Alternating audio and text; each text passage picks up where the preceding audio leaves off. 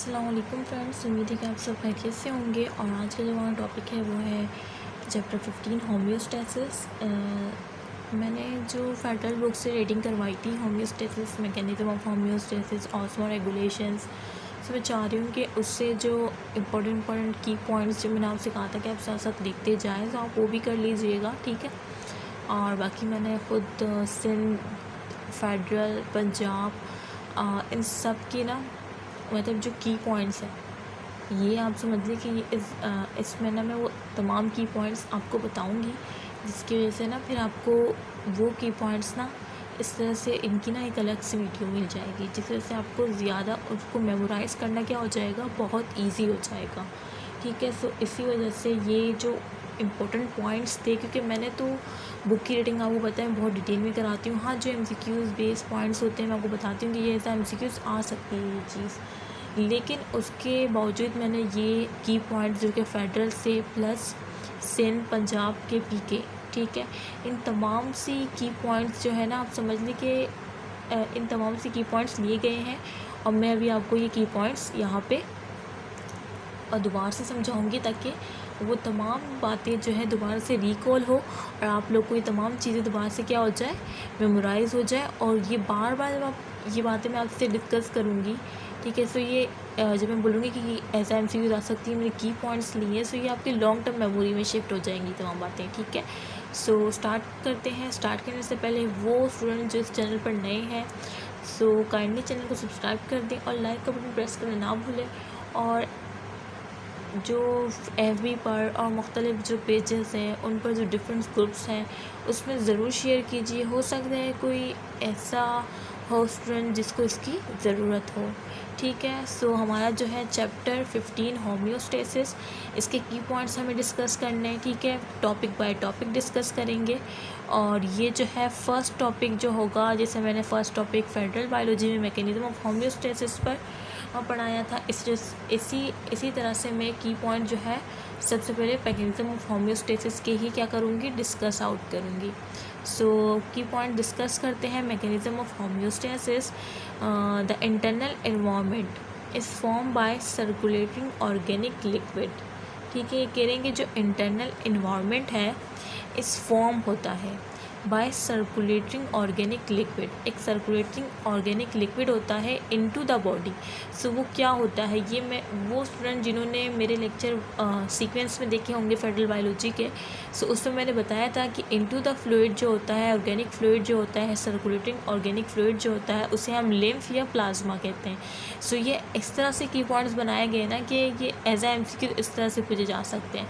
तो ऑप्शन में लिम्फ होगा या प्लाज्मा होगा और 3 कोई और होंगे, ठीक है। तो आपको पता होना चाहिए, जैसे डॉक्टर अदीना वज़ीर एकेडमी से वर्ड टू वर्ड बुक की लाइन समझी है और कोई भी मैंने लाइन मिस नहीं की, कोई हद तक कि मैंने कोई वर्ड भी मिस नहीं किया, ठीक है। सो ये सब मैं आप लोग के लिए कर रही हूँ, ठीक है। सो बस आप लोग मुझे अपनी दुआओं में ज़रूर याद रखिएगा और इस चैनल को ज़्यादा से ज़्यादा शेयर कीजिएगा और लाइक का बटन ज़रूर प्रेस कर दें। लाइक से पता है क्या हो, लाइक से फिर मुझे पता चलता है कि ये वीडियो आपको कितनी पसंद आई है। और मैं देखती लाइक्स को, अगर लाइक्स कम होते हैं ना तो फिर मैं उस वीडियो को आगे जो है प्रोसीड आउट नहीं करती, उस चैप्टर्स को कह लें, ठीक है।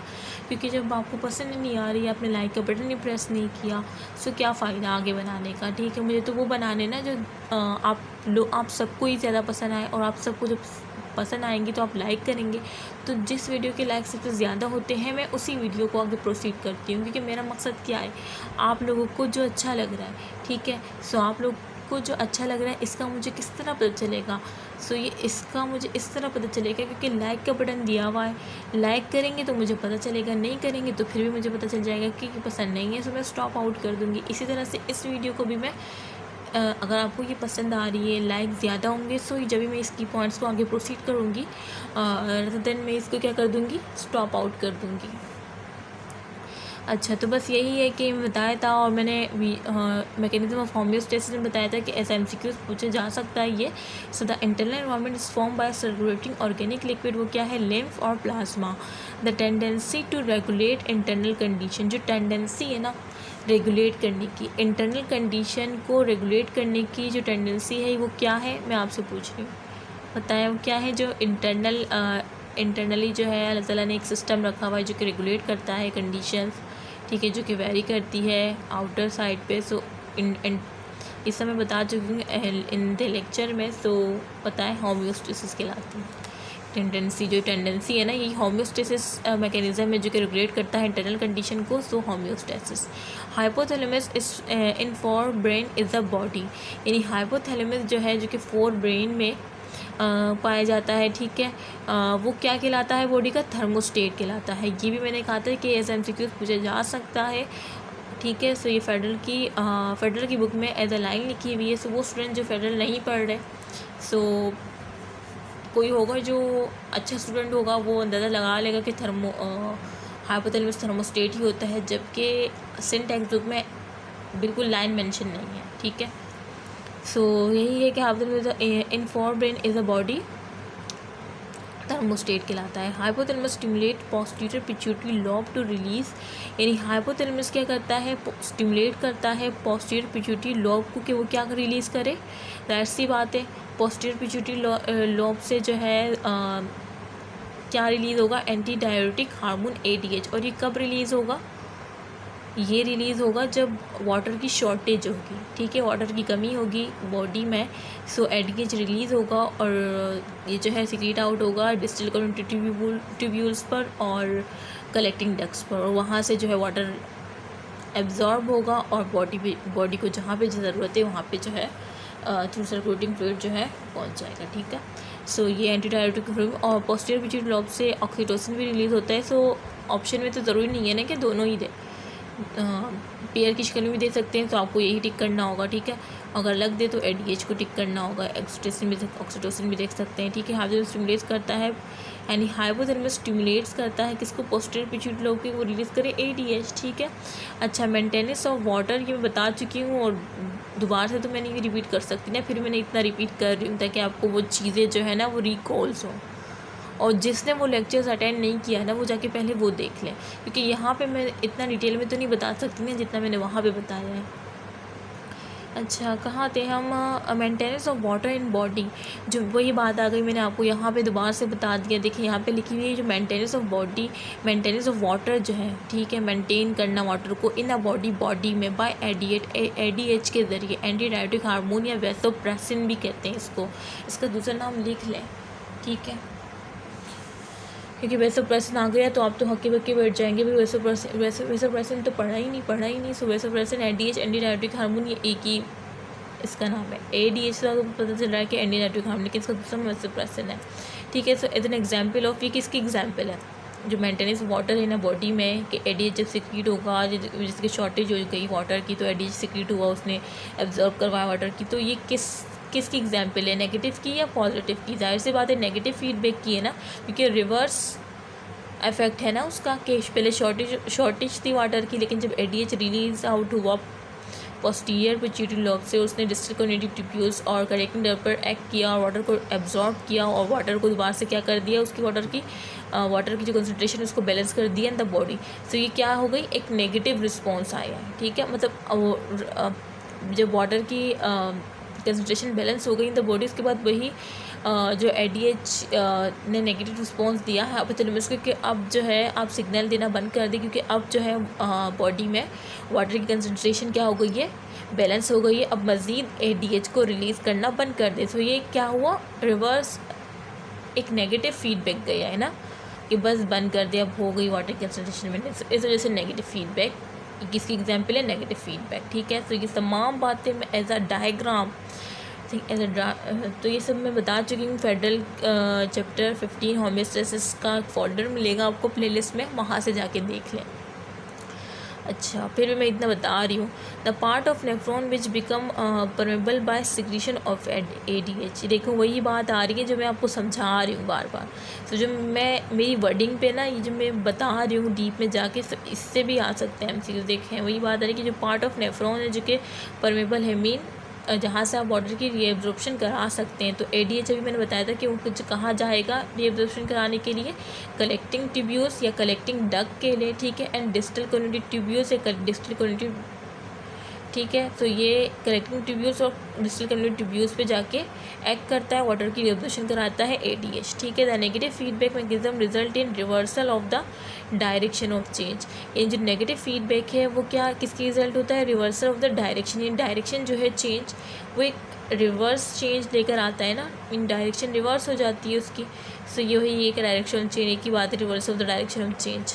The positive feedback brings child birth to dash completion. जो पॉजिटिव फीडबैक मैंने ये आपको लेक्चर में बताया था कि पॉजिटिव फीडबैक हमारे लिए फ़ायदेमंद भी होता है लेकिन नुकसानदेह भी होता है। जैसे हीट स्ट्रोक एग्जांपल दी थी कि वो हमारे लिए हार्मफुल होता है, ठीक है।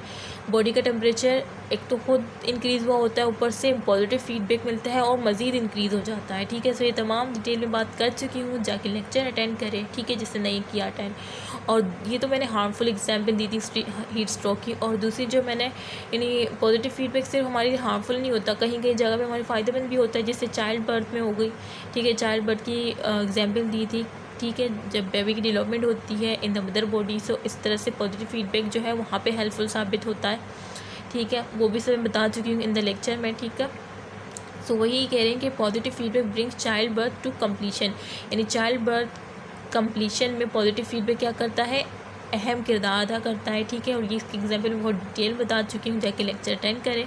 अच्छा, if a person breathe high concentration of carbon dioxide the breathing rate of him increase.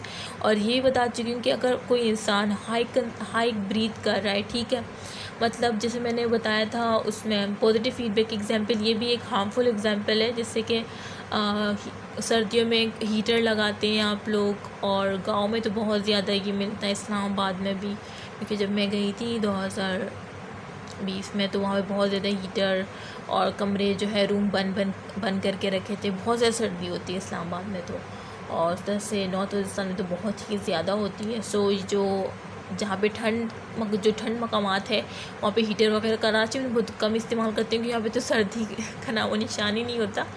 अच्छा, इस बार तो थोड़ी सर्दी भी थी।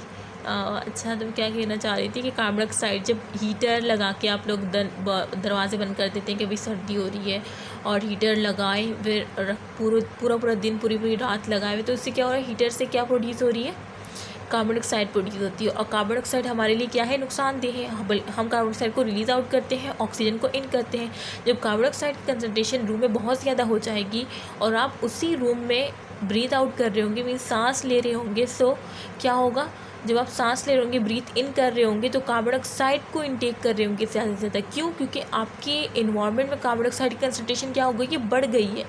एज़ कम्पेयर टू ऑक्सीजन वो कार्बन डाइऑक्साइड कंसनट्रेशन क्या हो गई है, बढ़ गई है, क्योंकि मुसलसल हीटर का खुला रखना, हीटर को ओपन हुआ रखना, और रूम्स, दरवाजे, डोर्स, ये सब जो है आप क्लोज़ करके रखेंगे, तो जाहिर सी बात है कार्बन डाइऑक्साइड जमा होती रहेगी और ऑक्सीजन की कंसनट्रेशन कम होती जाएगी। और फिर क्या करेंगे, जब आप सांस लेंगे तो आप कार्बन डाइऑक्साइड को ज़्यादा इंटेक करेंगे बनिस्बत ऑक्सीजन के, और जब कार्बन डाइऑक्साइड ज़्यादा जाएगी आपके जिस्म में, सो जाहिर सी बात है हमारे अंदर एक रेस्पिरेटरी सिस्टम है जिसे हम होम्योस्टेसिस कहते हैं। सो क्या होगा कि वो कार्बन फिर क्या होगा कि पॉजिटिव फीडबैक जाएगा, और वो जो है पॉजिटिव फीडबैक में बोलेगा और सांस लें, क्योंकि जाहिर सी बात है जब आप कार्बन डाइऑक्साइड इंटेक कर रहे हैं, ऑक्सीजन नहीं मिल रही जिस्म को, जहाँ पे ऑक्सीजन की ज़रूरत है वहाँ ऑक्सीजन नहीं मिल रही, कार्बन डाइऑक्साइड ही, क्योंकि आपके इन्वायरमेंट ज़्यादा है, तो आप पॉजिटिव फीडबैक आएगा। पॉजिटिव फीडबैक मीन उस चीज़ को मज़ीद बढ़ा देगा कि और सांस लें, क्योंकि उसको तो ऑक्सीजन की ज़रूरत होगी, और ऑक्सीजन आपके इन्वायरमेंट में है ही नहीं,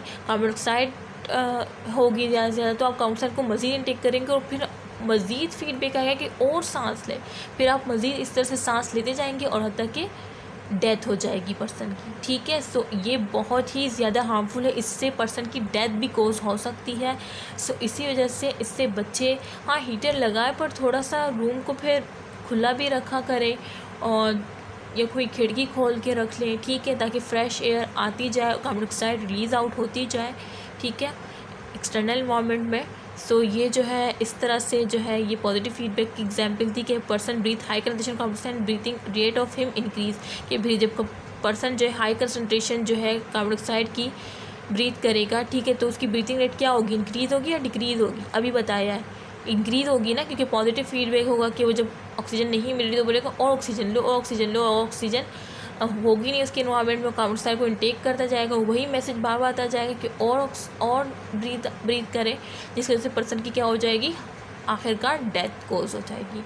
सो प्लीज़ वो जो कि रिश्तेदार जैसे कि या कोई सर्द मकामात में रहते हो, तो उनको ज़रूर ये मैसेज ट्रांसफ़र कर दीजिएगा कि हीटर भले हाँ हीटर की ज़रूरत है, लेकिन एक हद तक करें, ठीक है, एक हद तक इस्तेमाल करें, क्योंकि कोई भी चीज़ जब हद से बढ़ती है ना, इस्तेमाल से जब हद से बढ़ती है कोई भी चीज़, तो वो इंसान के लिए क्या हो जाती है, नुकसानदेह हो जाती है। ये तो एक हकीकत सी बात है कि किसी चीज़ को एक लिमिट में इस्तेमाल करें। ज़्यादा इस्तेमाल करेंगी तो क्या हो जाएगी, वो आपके लिए आपको नुकसान पहुंचा सकती है, ठीक है। सो ये एक जो है ये यूनिवर्सल बात है, ठीक है। सो बस अब क्या कह सकते हैं, आप ज़्यादा से ज़्यादा जो है नॉलेज गेन करें और अपनों को, अपने रिश्तेदारों को ठीक है इस तरह से नागहानी आफत से बचाएं, और मुझे अपनी दुआओं में ज़रूर याद रखें। और अगर आपको ये लेक्चर और आप चाहते हैं कि इस तरह से मैं की पॉइंट्स आपके साथ डिस्कस करूं, तो आपको क्या करना है, लाइक का बटन प्रेस करना है, ताकि फिर मुझे पता चले कि हाँ आप लोग चाहते हैं। और अगर आप लोग नहीं चाहते, तो लाइक का बटन प्रेस तो नहीं किया होगा फिर आपने, फिर जाहिर सी बात है मैं इसको मज़ीद प्रोसीड आउट नहीं करूँगी, ठीक है। सो बस यही है कि आप इसको मुख्तलिफ़ ग्रुप में शेयर करें और मुझे अपनी दुआओं में याद रखा करें। और बस इतना ही था, और ओके, अल्लाह हाफ़िज़।